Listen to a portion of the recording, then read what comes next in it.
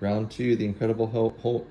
I actually hadn't watched this movie in its entirety, and so it was my first time actually sitting down and watching the full movie. On Rotten Tomatoes, this movie has a 68% critic rating and a 69% audience rating. With a $150 million budget, it only made $264 million, so not a huge success.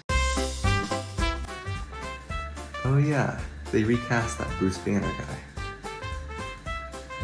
Wait, isn't that the guy that gave out the Sokovia Accords? Arwen is in this movie? Number 1 is random, but when Bruce is in the factory toward the beginning of the movie with all the bottles, and he's talking to the guys that are getting onto the girl, and he says, in Portuguese, "Don't make me hungry. You won't like seeing me hungry." As someone trying to learn a second language, it made me laugh.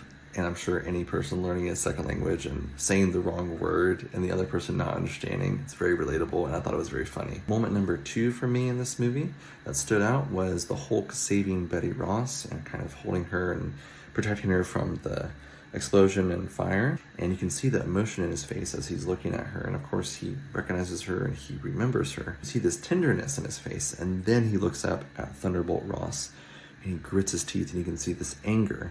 And I loved that the Hulk was still Hulk. You could still see his uncontrollable anger, but also he does have this heart and he does have this tenderness to him as well that Betty can bring out.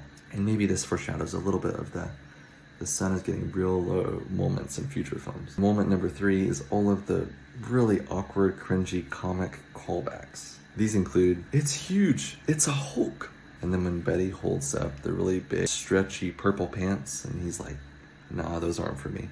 The mixture could be an abomination. Hulk, smash! Kind of this whole movie, I kept asking myself, wait, why do I care about Bruce and Betty? And then I was like, wait, I don't. Who is Betty? Like, what does she do? I think she's a scientist and maybe a professor. Watching the movie, that's what I was thinking. Like, who are these people again? Seriously, what do we even know about Bruce in this movie besides that he turned into the Hulk in a lab somewhere?